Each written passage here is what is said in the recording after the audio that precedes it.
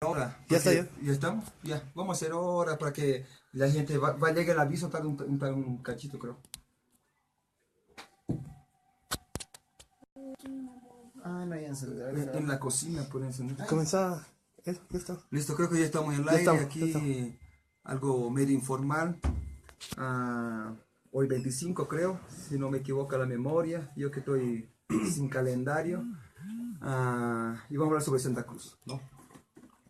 Una pequeña charla, no es ni debate eso, ¿no? Y aprovechando las redes sociales que están a disposición para hacer algo útil, ¿no? Mucha gente que está mostrando su streaming de fiestas y todo, no que no hagamos eso, pero igual, ah, un poquito algo de contenido esa noche, de un domingo a las 11 de la noche, ¿no? Ah, a ver, Sergio, nuestra idea es hablar de Santa Cruz desde una visión sociopolítica, ¿no? Sobre todo política, ¿no? Santa Cruz que es el motor del desarrollo cruceño, ¿no? Otros dicen que es Tarija por el DH, por la contribución de los hidrocarburos, pero Santa Cruz, ¿no? Tiene un paradigma de desarrollo capitalista muy avanzado en toda Bolivia, ¿no? Si vas por el primer anillo de Santa Cruz de la Sierra, te sientes como si estuviera, no sé, en una de las grandes ciudades de Berlín o una gran ciudad industrializada, ¿no? Del primer mundo. En fin, ahí estamos aquí con Sergio Salazar Aliaga. Sí, bueno, primero felicitar a todos los cruceños y cruceñas que nos están viendo. Ayer su aniversario. Hemos dedicado este espacio que va a ser muy breve, muy cortito, contando algunas historias sobre Santa Cruz. Mm, yo creo que Santa Cruz, el oriente en sí, tiene una tipología colonial bastante diferente a la occidental, a la que conocemos, a una forma colonial totalmente violenta, que era la Inquisición, la Iglesia Católica, la cruz, el libro de Galeano, que es muy romántico y que nos marca toda esa violencia simbólica de la colonización, del comienzo de la modernización. Ahí el Oriente tiene algo, una particularidad interesante, que va a ser una forma romántica de colonización. Los jesuitas, que van a invitar al indígena, al salvaje, al buen salvaje, a, a entrar a la lógica, a su lógica, la Biblia, pero con la forma del lenguaje, la música, el arte, un poco platónica, nichana, de reconocer al individuo a través de el experimento de la cultura. Y eso nos va a dejar hoy una herencia como es la chiquitanía, ¿no? Em, ya esa división de la escuela difusionista que te va marcando tierras altas y tierras bajas.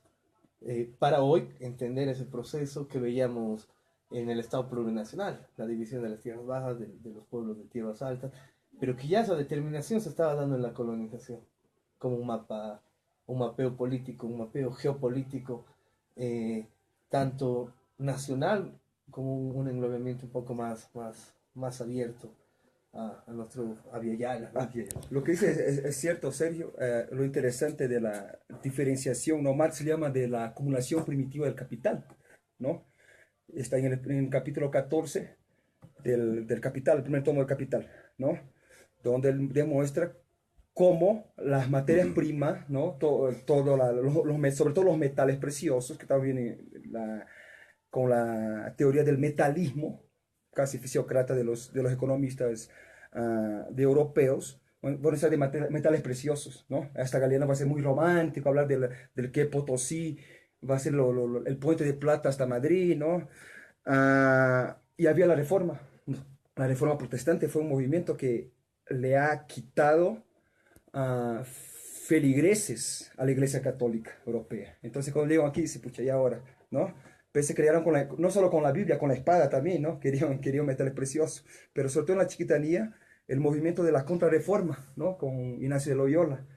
Y hasta hoy creo que uno de los mejores violinos que se construye en el mundo se construye en la chiquitanía, ¿no? Incluso los mayores violinistas del mundo son chiquitanos, ¿no? Santa Cruz se ha, Santa Cruz se ha proyectado en el mundo en ese aspecto cultural, ¿no? Ese aspecto romántico que decías con los jesuitas, las misiones jesuíticas, que muchos llegan a decir que fue una construcción socialista. Yo diverjo un poco de eso, ¿no? Porque, bueno, en fin. pero Santa Cruz ha catapultado, ¿no? Su modelo de desarrollo, la modernidad que ha llegado en los 60, en los 70. Y ojo, hay una cosa que hace poco has hablado, ese desarrollo se ha llegado con mano de obra del occidente. Los albañiles que iban a construir los primeros edificios, que creo que en los 70, ¿no? Con Banzer, que iban a construir los primeros edificios en la ciudad de Santa Cruz, eran del occidente. Pues los albañiles, los que construyeron las puentes, eran del occidente. Entonces el occidente ha aportado también con mano de obra, con trabajadores, con obreros, con proletarios, al desarrollo y a la construcción de esa modernidad en Santa Cruz de la Sierra y el departamento de Santa Cruz como un todo. Sí. Sobre lo que dices, es bastante interesante, ¿no? Porque a finales de los 90, comienzos de los 2000, comienza esta demanda muy fuerte que nos ha llevado justamente al golpe cívico prefectural del 2008, una crisis el 2001, el 2003, en ese momento constitutivo del Estado devenir del 2006 y el ingreso de los movimientos sociales. Era la demanda de la Nación Camba. Y la Nación Camba prácticamente va a ser el reencuentro y el reconocimiento de buscarse ellos mismos, de concebir su lógica cultural, el baile, la música, recuperar. Ya la Argentina lo había hecho esto en los años 40 con el gaucho, recuperar la cultura, recuperar el sujeto, recuperar el ser. En Santa Cruz se recupera el Camba. Se recupera el Camba, se recupera el Camba. Y justamente esa va a ser la transformación de la nación Camba. Y al momento de la politización es otro tema, que va a ser una prostitución a la cultura muy fuerte. Pero sobre lo que entrábamos en esa lógica de construcción, hay dos fenómenos históricos. La nación histórica, que en América Latina, en Bolivia, en nuestro continente, va a ser la colonización, la que hablábamos justamente hace un ratito. Esa colonización brutal, llevada por virreinatos. El virreinato de Lima y el virreinato de La Plata, en la Argentina, ¿no? En Buenos Aires.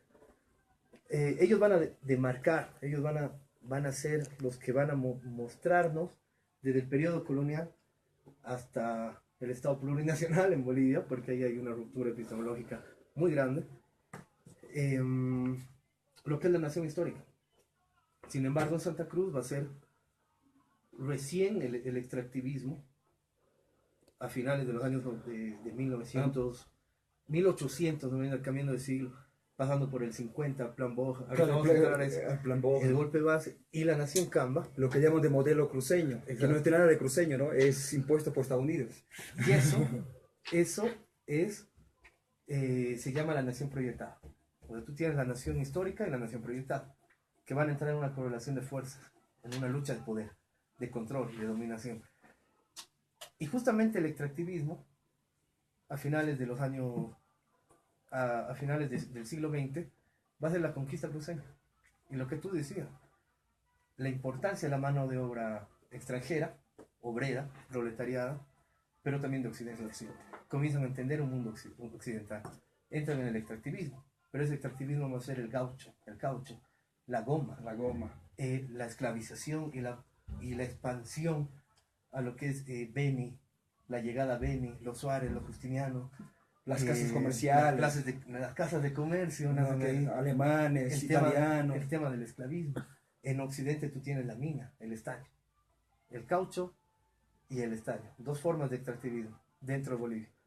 Y ahí va a comenzar más o menos a generar la historia, esa historia proyectada cruceña. Sería la acumulación primitiva de la oligarquía cruceña, de los varones del Oriente, ¿no? Va a ser el inicio de una creación de la jerarquía, porque si bien comienzan los Justinianos, los Suárez, y comienzan a generar estas casas de comercio, hoy tenemos la Casa Daco, como un ejemplo. Los Dager, creo que. Los Dager, y ahí hay un montón de casas. Que incluso están en los Panama Papers ahora, ¿no? Están en los Panama Papers. Pero ellos van a hacer una comercialización directamente, no con el Estado, no con la involucración del Estado, como lo hacía el estaño, porque todavía tenía dependencia y por eso Patiño controlaba el Estado. Y luego los varones del estaño controlaban. Los varones del Oriente no van a controlar el Estado, se alejan del Estado y comienzan a hacer una exportación directamente con la libra esterlina, con Inglaterra. No son parte del Estado, es una parte intersubjetiva. Y ahí va a comenzar una migración bastante grande, croata, yugoslava, de las guerras, alemanas, japonesas, Italianos. y un dato curioso, que yo siempre lo menciono en este hecho cruceño, Kulgis, la familia Kulgis. Llega Uno que está en huelga ahora, ¿no? tienen un problema laboral, un laudo arbitral, pero en ese momento él llega como un trabajador, vendedor de zapatos de Manaco. Comienza a tener un relacionamiento con el tema del cuero ya en Santa Cruz, y es donde él, porque él vivía en Cochabamba. Tenía una hacienda, la Cal de Oro, ¿no? Antes de tener hacienda, no tenía nada. Llega y era un vendedor de zapatos, cualquiera. Va a Santa Cruz y por tener ya un apellido extranjero, claro. Lo vuelve fundador del tenis club. Va a ser uno de los fundadores del tenis club. Y eso va a hacer que entre a esta élite, a esta oligarquía que se está conformando. Ya después va a tener una dotación de tierras, va a tener unos beneficios mucho más. Y el gobierno de Banzer, porque es interesante entrar al 71 para comenzar a entender el desarrollismo de Santa Cruz y cómo se convierte en el modelo económico fuerte de hoy. O sea, cómo lo ven hasta hoy. Ya en los años 40 tú tenías el Plan Boja. En los años 50, con la revolución del 52, tú vas a tener el Plan Marcha hacia el Oriente, la primera carretera a Santa Cruz, que va a significar la unión Oriente-Occidente, pero que te va a ser fundamental porque la revolución del 52 nunca llega. En La Paz estás quitando tierras, en Santa Cruz estás dotando tierras. Claro. Es una dicotomía bien interesante. Una contradicción, ¿no? Incluso la falange socialista ahí entra con la guerrilla del Alto Paraguay, ¿no? Con el Chaplin Meiser en la provincia de Velasco, ¿no? Entró en guerrilla contra el MNR. Pero hay lógicas diferenciadas por regiones. Lo que dice es cierto, ¿no? Y también porque el MNR necesitaba, como fue una revolución democrática burguesa, necesitaba construir una burguesía nacional, que todavía con los Patiño era algo un tanto aristocrático, ¿no? El Patiño Iturri, que nunca fue Iturri, era I Patiño, ¿no? Claro. Abandonó el apellido paterno, con una I, la I más aristocrática de la historia de Bolivia, creo, ¿no? Y Metal de Diablo lo expresa muy bien. Y después el Carlos de Mesa. Carlos Diego, ¿no? Y lo que pasa que en los 90, lo que es Santa Cruz, los pensadores cruceños, de derecha obviamente, ¿no? Incluso neoliberales, en los 90 la primera marcha indígena es de Tierras Bajas y surge en Santa Cruz, ¿no? En Mariscal, ¿no? Sí, en 1900. Marcial Fabricano, que después fue constituyente por el MAS y ahora no sé dónde está. ¿Dónde estará el compa? Pero en fin, la primera gran marcha y la demanda era autonomía, ¿no? Lo que pasa, las OTBs, entonces hay toda una estructura jurídica que van conformando con la participación popular. No, empieza la descentralización primero, la participación popular. ¿Qué pasó? Como los indígenas del oriente, sobre todo de Tierras Bajas, estaban ganando cuerpo y fuerza y podían construir un proyecto político alternativo.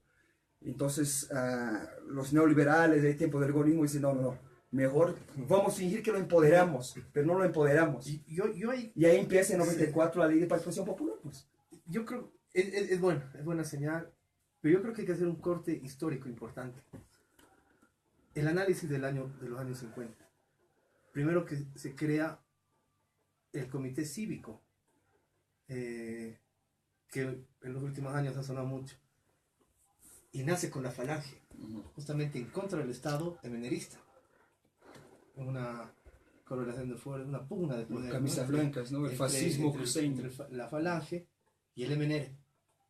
En los años 50. En los años 70 entran juntos en un camión. La falange, Banzer y los monos, los MNRistas. Eso va a ser una ruptura histórica muy interesante.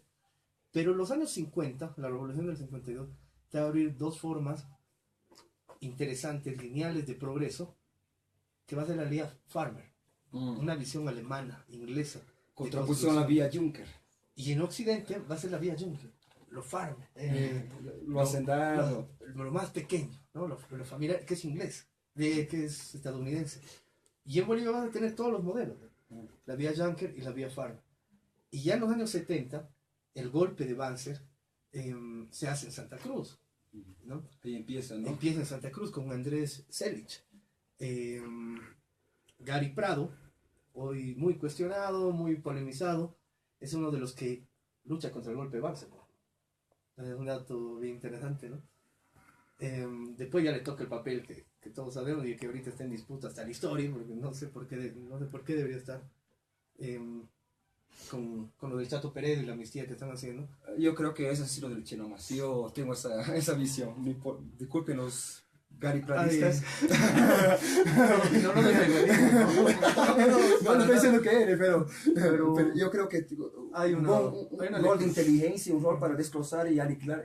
Fue un gran anticomunista, ¿no? Tal vez un gran patriota de la vía militar. Un milico de su época. Un milico de su época, pero sí anticomunista, ¿no? Pero ¿qué es lo importante de los años 70? Pero calma, el anticomunismo para mí es flirtear con el fascismo, ¿no? Y yo creo que no fue un gran demócrata así. Creo que en su juventud, tal vez empezando, puede tener resquicios de un democratismo que después, sí, un nacionalismo que es típico de los militares, ¿no? Hasta la DEPA estaba en esa logia. Entonces, pero, ¿qué es lo fundamental de los años 70? Que este golpe es organizado allá y que es organizado con familias cruceñas. La familia Dager, la que tú decías, los Foyanini. Claro, cuando lo toman preso a Banzer, llega a la casa de los Foyanini, se esconde ahí. ¿Y sabes quién lo agarra a Banzer? Es el Garaflick, el dueño de la razón. Lo traen preso a La Paz y en esas maniobras del enano, del dictador, logra escapar. Pero todas estas familias tenían una deuda. Banzer tenía una deuda con las familias. Y lo primero que hace el Comité Cívico Pro Santa Cruz, le dice, queremos un aeropuerto. Y Banzer construye el Viru Viru.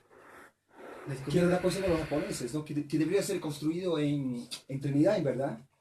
Y Banzer hacer el lobby para que se construya en Santa Cruz. En Santa Cruz. Exacto. Banzer comienza a hacer un beneficio ya a las familias cruceñas. Y ahí constituye todo un esquema de clanes familiares que hay de todo, ¿no? Hasta en la gobernación cruceña vemos que hay primos de los Costas, los Aguileras. Ahora, entonces todavía es familias que creen que Santa Cruz es su feudo, su canchón, su hacienda, su farmer, y lo manejan así la gobernación de Santa Cruz, ¿no? Banzer nunca abandona un proyecto de creación de burguesía. Sigue intentando. Pero del 71 al 74 va a fracasar, que es un proyecto del algodón. El 74 se da cuenta que en la historia de Bolivia existieron muchas vetas. La veta del Estaño, la de Patiño, la Salvadora, La Plata, la veta de La Plata, la veta de la Coca. Y él se da cuenta que existe la veta blanca, que eso lo llama en un libro muy bonito René Vasco Piazza, la veta blanca. Y va a ser la producción de cocaína a niveles de Estado. Alejandro Dumas creo que antes habla de eso, ¿no? Está escribiendo un texto sobre la coca muy interesantísimo y hablaba de, ¿qué se llamaba Alejandro Dumas en El Conde de Montecristo? El polvo blanco de los Andes. El polvo blanco de los Andes, y ya en la época de 1800. Claro, ¿no? Después Freud entra de nuevo al tema de la psiquiatría. Es muy interesante, ¿no? La Coca-Cola, hay pasajes. Y de hecho, me contaban que en Santa Cruz ser narco o narcotraficante no era hacer algo malo, era algo bien, no sé qué, no, tranquilo, los narcotraficantes. Pero después con la muerte del biólogo, el Noel Kenfe Mercado, justamente en Huanchaca, que estaba buscando especies nuevas. Que era la fábrica más grande de Latinoamérica. Pero en ese mismo lugar de Huanchaca, antes llegó también fue el nombre del Indiana Jones, el verdadero Indiana Jones, un explorador inglés. Que de ahí se saca la obra. Sí, que no me acuerdo el nombre del compita ahora, ¿no? Voy a googlear después. Y voy a poner en los comentarios el nombre y voy a linkear. Pero el tipo que es un explorador inglés que habla sobre Huanchaca, o sea, donde ahora es el Parque Nacional Noel Kenfe Mercado, y esos escritos llegan a Inglaterra, a Europa, y el Conan Doyle, que es el escritor de Sherlock Holmes, va a escribir un libro muy bello, basado en los escritos del verdadero Indiana Jones que estaba aquí en Bolivia, donde es Huanchaca, que es El Mundo Perdido, ¿no? Pero volviendo, el narcotráfico era visto como bueno, pero matan al biólogo, el nuevo que fue mercado, la opinión pública, incluso los medios. Digo, no, caramba, hay asesinato, ¿no? Hay una cuestión, incluso sicariato aquí. Entonces ya hemos visto como algo malo, ¿no? Y las conexiones incluso Sí. que tienes tu texto que creo que está escribiendo, las conexiones de Banzer. ¿Banzer empieza con eso? El primer dato político. Ya estamos hablando de tu libro.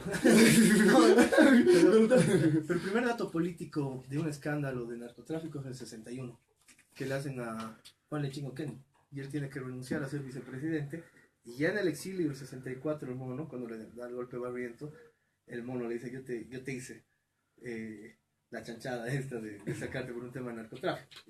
Pero fue la primera vez que Morillo se comienza a hablar de un escándalo político sobre el tema de la cocaína.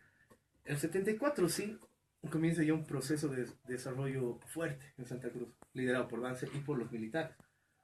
Aparece por primera vez el nombre de Luis Arce Gómez, que él tenía como los taxis, pero Taxi aéreos, ¿no? los taxis aéreos. Aviones. Que- Y él alquila al Jaime Paz. Exactamente. Y ahí el accidente. Sí, ahí pasa el accidente. Pero el 78, cuando entra Pérez Boom, son datos, ¿no? Importantes. Después del 78, exactamente no me acuerdo del año, comienza el primer juicio de responsabilidades a un presidente, a un dictador, Marcelo Quiroga, Claro, sí. que va a terminar asesinado en el golpe de García Meza el año 80, el 81. Que era casi una venganza personal de García Meza, ¿no? Era una venganza personal. Es una venganza personal de Banzer, porque el golpe de García Meza lo va a hacer Banzer, Klaus Barbie, Klaus Barbie. Klaus Allman, Con las famosas ambulancias, ¿no? Llevaban a la gente en ambulancias para Claro. abrazar, Sí, ¿no? imputación Los política. secuestros y la tortura. Y ahí los matan a todos los líderes de izquierda. Claro. Estaba Flores, Llobet en ese momento, Claro. en lo de la COP, Aspiazo volviendo a la reunión de La CSPCB, Cochabamba. su... Y tumban la COP, ¿no? Claro. Que era el bloque histórico, el bloque de resistencia histórico del Claro. Estado. Y Santa Cruz que entra en un desarrollo permanente a partir de eso, ¿no? A partir de Ya en Banzer. los años 90, lo que tú decías, el tema de la descentralización, ya es muy importante, porque los ideólogos son cruceños. Claro, todos. El Barberí, Exacto. el Anaya, el otro que fue Carlos perfecto, Hugo Molina. Carlos Hugo Molina, ahora es literato, ¿no? Se crea, digamos, una especie de una nueva izquierda en los años 90, en los años 80, que es el movimiento Bolivia Libre. El trigo limpio, el famoso trigo limpio, que comienza a hacer una aglutinación. De hecho, no hay de trigo, aquí intelectuales. increíble que no hay trigo en Bolivia, ¿no? Pero hay trigo limpio. Claro, cada paradoja que tenemos. Y ahí se comienza a enfocar en unos discursos de los años 70 entre Wilkin Lica y John Rawls, que va a ser el multiculturalismo. Claro. Y que va a desembocar en el debate de lo que es la plurinacionalidad, ¿no? Que es... Exacto. Ya hay un texto del 86 bien interesante de Javier Albó, que te habla del Estado plurinacional. No es algo nuevo, el tema del plurinacional. Desde el Partido Comunista manejamos la tesis de la multinacionalidad, pero confundió mucho los compañeros. No, habla de multinacionalidad, habla de las multinacionales, ¿no? Entonces se desembocó. Creo que el Chato Prada tiene mucha influencia. Wilkin Lica te habla eso, o sea, tiene dos libros fundamentales. La vernácula política y los estados poliétnicos y multiétnicos. Y ahí se comienza a hablar de lo multinacional. Justamente a raíz de eso nace... Y también en los años 90 que nace la concepción de movimientos sociales, que hasta entonces... A finales de los 90. Claro, que hasta entonces Una revisión bordiana. Claro. Después de de la caída del muro de Berlín, los intelectuales quedaron huérfanos, digamos, teóricamente y epistemológicamente, y van a empezar a crear categorías dentro de resistencia al liberalismo, que a veces una resistencia comedida, ¿no? Y crean los movimientos sociales. Ya no era una cuestión de clases sociales, ya era clase obrera como sujeto, porque en Bolivia la marcha por la vida era casi una marcha incluso fúnebre, ¿no? Ahí estaba Simón Reyes y el Filipo, que ahora quiere, volviendo a los ciclos de la historia, la ironía, tal ser un partido político y quiere ser el candidato, quiere que sea el Carlos Mesa. ¿No García Mesa? No. No, yo pensé que era García Mesa. Sí, creo que Carlos Mesa. Carlos Mesa. Pero estamos en una onda de ciclos neoliberales, ¿no? Un tipo que hizo resistencia al liberalismo quiere volver con un neoliberal, ¿no? Pero ese multiculturalismo le va a dar una esencia a una potencia en Santa Cruz desarrollista muy grande. Porque no hay una exclusión tan fuerte del indígena, sino se va a recuperar, pero en una forma bien poética. Es como ponerlo al indígena en un museo y que esté ahí, y que no moleste, y no es protagonista. Pero entra el tema del desarrollo agrario. Ah, ya. Ya esta forma Yanker se va a volver en una forma mucho más fuerte que va a ser la soya como salvación. Eh, Parte de todo el recetario de, del consenso de Washington, de finales de los 80. Y en esa lógica de expansionismo de la soya, vamos a vivir todos los años 90. Y tú lo decías ahorita, recién a finales de los años 90 comienza el tema de los movimientos sociales y de comenzar a hacer una nueva apertura y una nueva visión de lo que va a ser el Estado. Hasta el día de hoy Santa Cruz es el motor económico. Y hoy estamos entrando en una lógica de una visión agraria, de una visión energética. Nunca se abandonó en Santa Cruz el tema del desarrollo.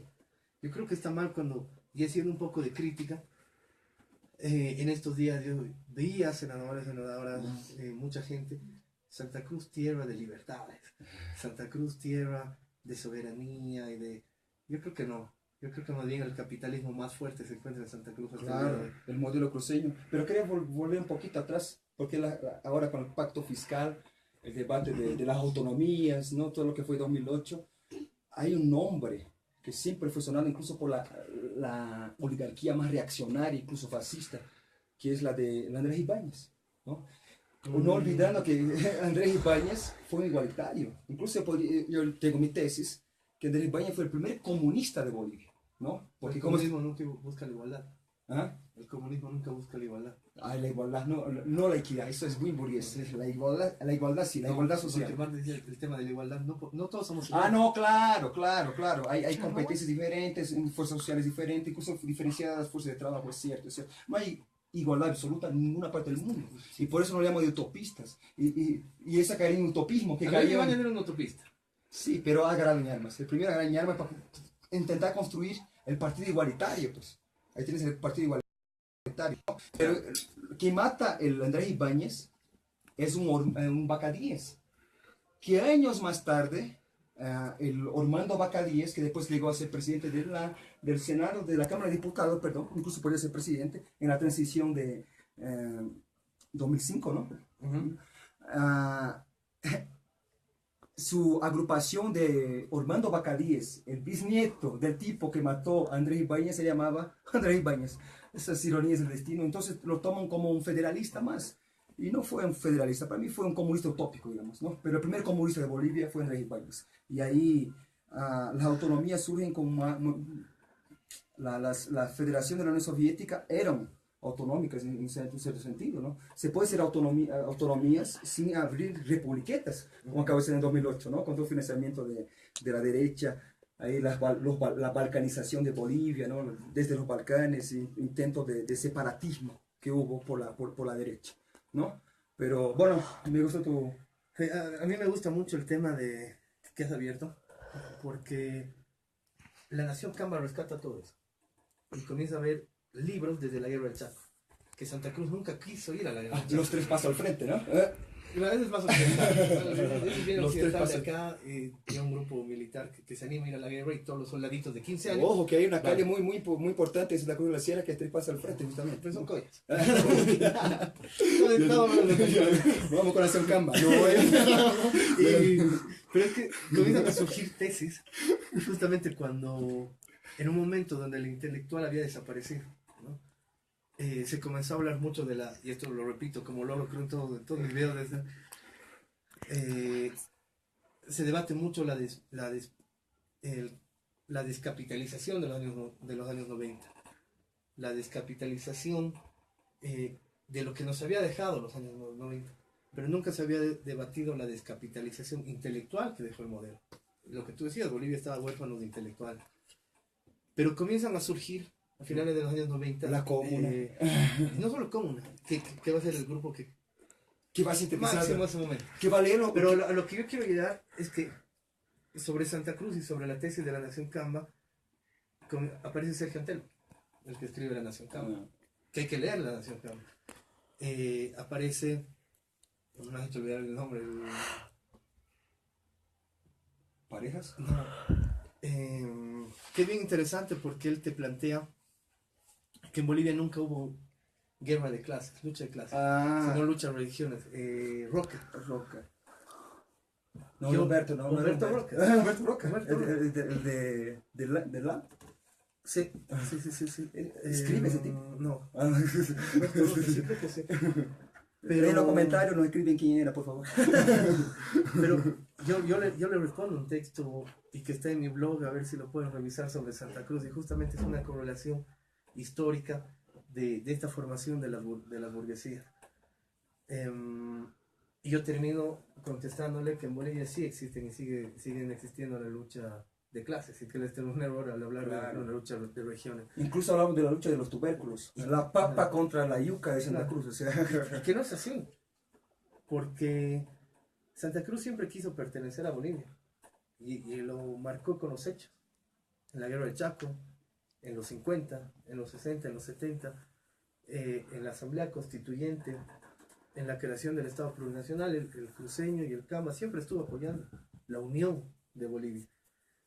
Y justamente el análisis de generar y ver ese entorno de una creación oligárquica es de familia y es de personas, y no es de un pueblo. Esas son las diferencias que tenemos que comenzar a entender hoy. Es lamentable cuando una persona de izquierda tiene comentarios machistas, por ejemplo, sobre la mujer cruceña. Yo creo que esos no son revolucionarios, ¿no? Porque una revolución comienza desde las mismas concepciones y el entendimiento desde el ser. Cuando decimos que el Canva es flojo, es una mentira absoluta.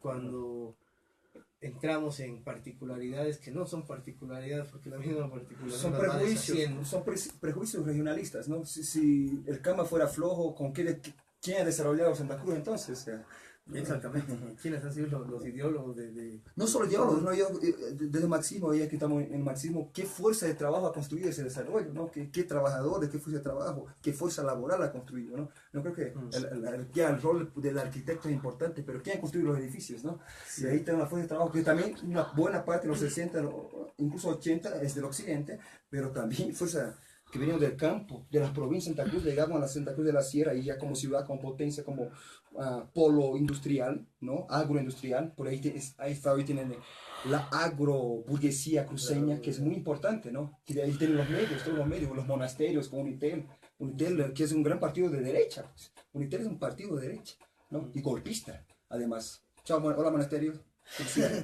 Yo ya tal vez para cerrar, dejar en claro una dicotomía grande que existe en Santa Cruz, que si bien hoy sí es una ciudad de desarrollo, de crecimiento, de industria, de burguesía, que va a ser una ciudad más grande de Latinoamérica y está en un permanente crecimiento, en un sentido de desarrollo, todavía tiene una reducción de su pensar en un sentido provincial.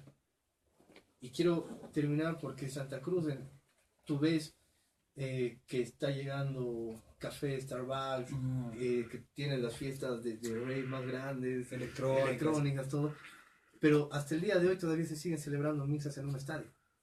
No, las contradicciones que hoy me dejan un poco en shock con lo que pasa en Santa Cruz. Que yo creo que de aquí a un tiempo... Entre lo moderno y lo provincial, ¿no? Cuando decíamos que creo que es de Mesa, ¿no? Que pues Santa Cruz todavía vive una política provincialista. Les dijo eso. No, Carlos Mel en el 2000, cuando era presidente. Y Santa Cruz tiene algo que me deja igual a lo bonito. Su forma de manifestación. Me toca a mí estar el año 2005 allá. Y claro, aquí estaba cayendo el gobierno, ya habíamos pasado el 2003 y las formas de demanda, las formas de protesta, era el dinamitazo, el palo, el chicote, una forma violenta. El intento de golpe cívico electoral, ¿no? De protesta. No de protesta, porque aquí eran los movimientos sociales, el 2003 bajaba. Yo creo que no es protesta, creo que es un choque directo, ya es una actitud. Pero en Santa Cruz la forma de protesta es diferente, es más amigable. Vamos a tomar una chela. Claro, es ir a tomar una chela, estar de blanco con tu banda, Y era más o menos, a mí me toca. Como pasar las eso en el- fraternidades de carnaval, ¿no? en Vamos a el, carnaval. en el Cabildo del Millón me pasé. Y yo dije que iba a haber un enfrentamiento y era una fiesta, era un baile.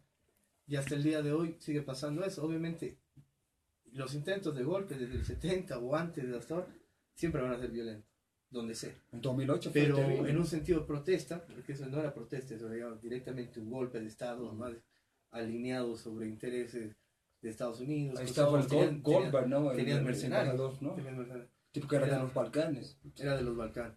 Pero hasta el día de hoy sus formas de protesta son muy, muy pacíficas. Y eso es muy lindo del Canva, ¿no? Que te van mostrando su dicho famoso de la hospitalidad. Te pega con cariño, eso que dices. Y bueno, termino con eso. Eso también, bueno, Sergio, eso es un ensayo ahí, yo creo que fue productivo, es una charlita, no es un estudio, un ejercicio. Dejen en los comentarios lo que hayan, creo que falló algunos datitos aquí. Y gracias, Sergio, gracias gente que nos está mirando el domingo a esa hora, casi medianoche, y nos vemos en una próxima transmisión, si es que no nos pegamos con cariño. Chao.